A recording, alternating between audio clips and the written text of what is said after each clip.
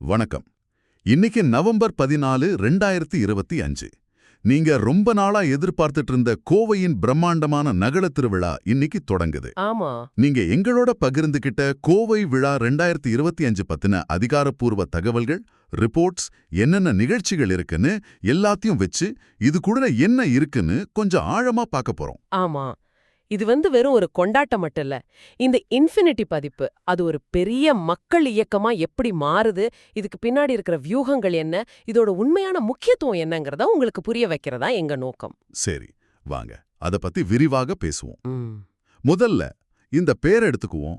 Infinity பதிப்பு. ஆமா. இது இந்த விழாவுக்கு 18வது வருஷம். அந்த 18ங்கிற எண்ணை கொஞ்சம் சாய்த்து பார்த்தா அது முடிவிலியை குறிக்கிற இன்ஃபினிட்டி சின்ன மாதிரி இருக்கு. இது எவ்வளவு ஒரு புத்திசாலித்தனமான பிராண்டிங். கரெக்ட். ஆனா இது வெறும் பேருக்காக மட்டும் இல்ல. கோவையின் முடிவில்லாத ஆற்றல், புதுமை, கலாச்சார பாரம்பரியம் எல்லாத்தையும் இது குறிக்குதுன்னு ஏற்பாட்டாளர்கள் சொல்றாங்க. ஓஹோ. ஆனா இத்தனை வருஷமா மாறாம இருக்கிற ஒரு விஷயம் அதோட மைய நோக்கம்தான். என் நகரம் என் பெருமை. என் நகரம் என் பெருமை. ஆமா. மக்கள் மனசுல தங்களோட ஊரை பத்தின ஒரு பெருமிதத்தை உருவாக்குறது தான் இதோட உண்மையான நோக்கம். சூப்பர். இன்னையிலிருந்து நவம்பர் 24 வரைக்கும் மொத்தம் 11 நாள் இந்த விழா நடக்குது.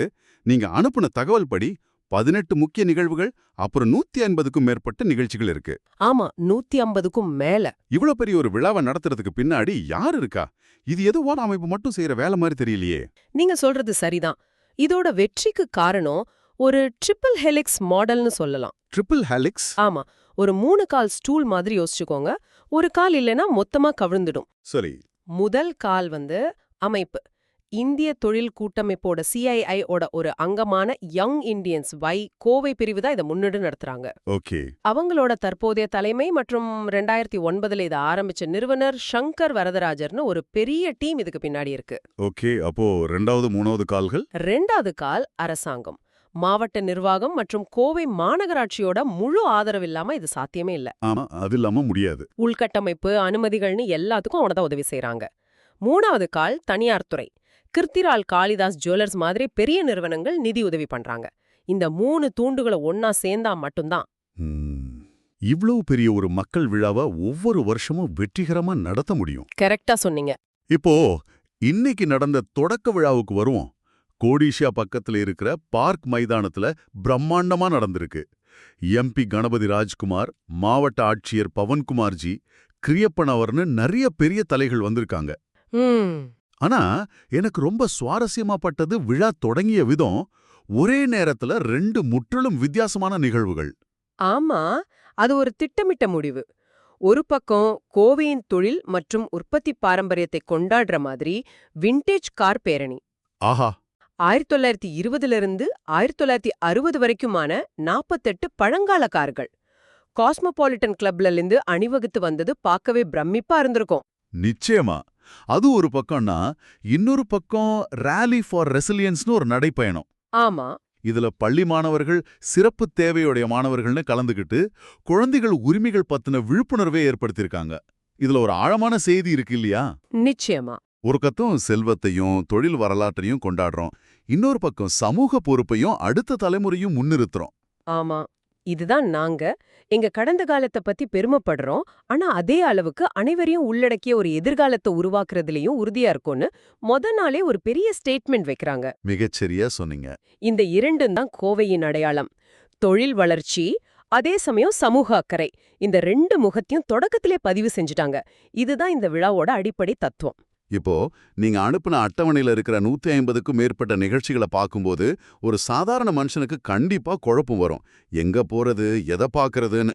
ஆமா, அது இயல்புதான். ஆனா இதுல ஒண்ணே ஒண்ணு மட்டும் நீங்க கட்டாயம் பார்க்கணும்னு சொல்லப்பட்டிருக்கு. அதுதான் ஸ்கை டான்ஸ். ஆமா.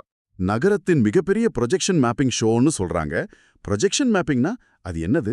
ஏதோ பெரிய தியேட்டர் ஸ்கிரீன் மாதிரி இருக்குமா? அதை விட பிரம்மாண்டமானது. கற்பனை பண்ணி பாருங்க. 150 அடி நீளத்துக்கு ஒரு பெரிய திரை மாதிரி ஒரு அமைப்பு. அது மேல லேசர் ஒளி மூலமா கோவையின் வரலாறு, வளர்ச்சி, கலாச்சாரம்னு எல்லாத்தையும் ஒரு 10 நிமிஷத்துக்கு கலர்ஃபுல்லான ஒரு கதையா காட்டுவாங்க. இது வெறும் வீடியோ இல்ல, ஒளி ஒளி இசையெல்லாம் கலந்த ஒரு விஷுவல் ட்ரீட். கேட்கவே பிரமிப்பா இருக்கு. இதோட சிறப்பம்சம் என்னன்னா, இது ஒரு நாள் மட்டும் இல்ல, விழாவோட 11 நாளும் நடக்குது. ஆமா, அதுதான் முக்கியம். தினமும் சாயங்காலம் 6:30 மணில இருந்து ராத்திரி 10:30 மணி வரைக்கும் ஒரு நாளைக்கு 5 ஷோ. அதுவும் யார் வேணாலும் வந்து பார்க்கலாம், முற்றிலும் இலவசம். இது ஒரு அருமையான வியூகம். நகரம் முழுக்க பல இடங்கள்ல நிகழ்ச்சிகள் சிதறி கிடக்கும்போது மக்கள் எல்லாரையும் ஈர்க்கறதுக்கு ஒரு மையப்புள்ளி வேடம். ஆமா, ஒரு சென்டர் ஆஃப் அட்ராக்ஷன். அதேதான், இந்த ஸ்கை டான்ஸ் தான் இந்த வேலையை செய்யுது. தினமும் ஆயிரக்கணக்கான மக்களை ஒரே இடத்துக்கு வர வைக்குது. இதுதான் இந்த விழாவோட ஈர்ப்பு மையம்.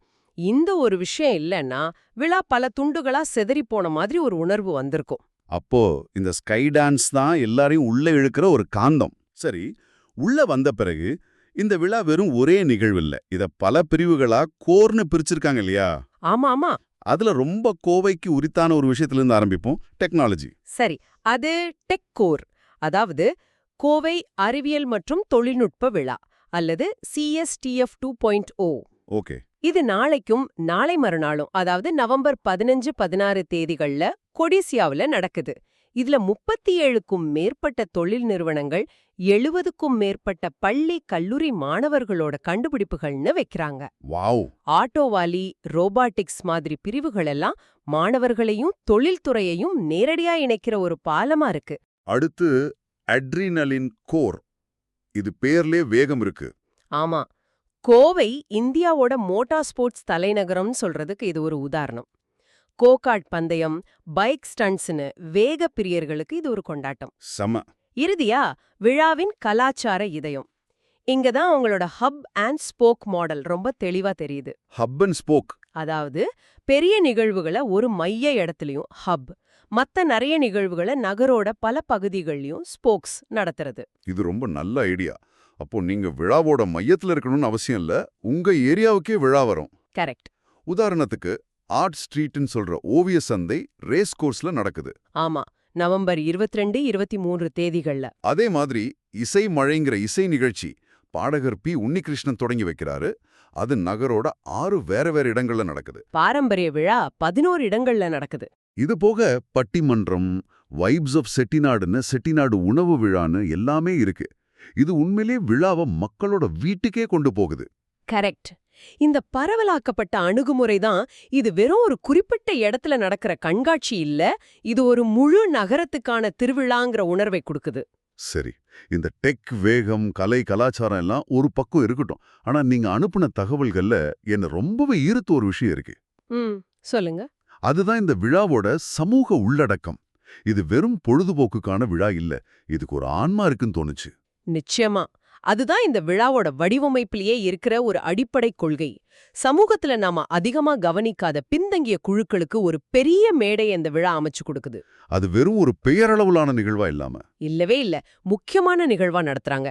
உதாரணத்துக்கு தி பிட்ச்ங்கிற தொழில் முனைவோர் நிகழ்வு.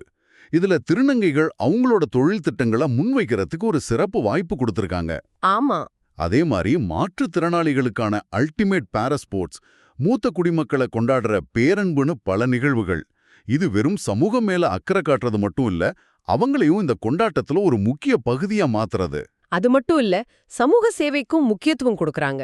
குழந்தைங்களுக்கு நிதி சம்பந்தமான விழிப்புணர்வு கொடுக்க ரூபி ரெடி. ஓ, அதுவும் இருக்கா? இருக்கு. அப்புறம் கிரீன் அப் அண்ட் க்ளோ அப் கோவைங்கிற பேர்ல தூய்மை பணிகள், மின்னணு கழிவுகளை சேகரிக்கிறதுன்னு பல விஷயங்கள் செய்றாங்க. அப்போ நகரத்தை கொண்டாடுவதுன்னா என்னங்கிற அர்த்தத்தையே மாத்தி எழுதுறாங்க. ஆமா, அதாவது நகரத்துல இருக்கிற எல்லாரையும் கொண்டாடுறது, நகரத்தை நல்லபடியா பாத்துக்கிறதுன்னு ஒரு புதிய வரையறையை உருவாக்குறாங்க. கேட்கவே ரொம்ப பெருமையா இருக்கு. இப்போ இதை கேட்டுட்டு இருக்கிற உங்களுக்கு இந்த விழாவுல எப்படி கலந்துக்கிறதுன்னு ஒரு கேள்வி வரலாம். இவ்வளவு நிகழ்வுகளை பத்தி எப்படி தெரிஞ்சுக்கிறது? இதுக்காகவே coimbatorevisa.comனு ஒரு அதிகாரப்பூர்வ இணையதளமும் @coimbatorevisa இன்ஸ்டாகிராம் பக்கமும் இருக்கு. ஓகே. இதுல எல்லா நிகழ்ச்சிகளோட முழு அட்டவணையும் நேரமும் இடமும் தெளிவா கொடுத்திருக்காங்க. நாம ஏற்கனவே சொன்ன மாதிரி ஸ்கை டான்ஸ், ஆர்ட் ஸ்ட்ரீட் மாதிரி பல பெரிய நிகழ்வுகள் இலவசம். ஆனா சிலதுக்கு கட்டணம் இருக்கலாம் இல்லையா? ஆமா, நவம்பர் 23ஆம் தேதி நடக்கிற மாரத்தான் போட்டி மொத்த பரிசுத் தொகை 4 லட்சம் ரூபாய். செட்டிநாடு உணவு விழா மாதிரி சில நிகழ்வுகளுக்கு மட்டும் கட்டணம் இருக்கலாம். அதை இந்த வெப்சைட்ல செக் பண்ணிக்கலாம். சரி. இதுல நீங்க கவனிக்க வேண்டிய இன்னொரு முக்கியமான விஷயம் 100க்கும் மேற்பட்ட பார்ட்னர் நிகழ்வுகள். பார்ட்னர் நிகழ்வுகா? ஆமா, லெகோ ஒர்க் ஷாப், பறவைகள் பார்க்கிறது, ஏஐ கருத்தரங்குன்னு பலதரப்பட்ட நிகழ்ச்சிகளை கோவையில இருக்கிற சின்ன சின்ன அமைப்புகளே நடத்துறாங்க. ஓஹோ. இதுலேந்து என்ன புரியுதுன்னா, அமைப்பு ஒரு தளத்தை மட்டும்தான் உருவாக்குது, ஆனா ஒட்டுமொத்த நகரமும் ஒன்னா சேர்ந்து தான் இந்த மாபெரும் திருவிழாவே நடத்துது. இதுதான் இதோட உண்மையான பலம். ஆக நம்மளோட இந்த உரையாடல்ல இருந்து என்ன தெரியுதுன்னா, கோவை விழாங்கிறது வெறும் நிகழ்ச்சிகளோட ஒரு தொகுப்பு இல்ல. இல்லவே இல்ல. இது ஒரு நகரத்தை எப்படி கொண்டாடணுங்கிறதுக்கான ஒரு அருமையான, மத்தவங்களும் பின்பற்றக்கூடிய ஒரு மாடல். இது பாரம்பரியத்தையும் புதுமையையும் வர்த்தகத்தையும் சமூகத்தையும் பிரம்மாண்டமான மைய நிகழ்வுகளையும் உள்ளூர் நிகழ்வுகளையும் ரொம்ப அழகா சமன் செய்யுது. ஆமா, மிகச்சரியா சொன்னீங்க. இது கோவையின் உண்மையான அடையாளத்தை அப்படியே பிரதிபலிக்குது.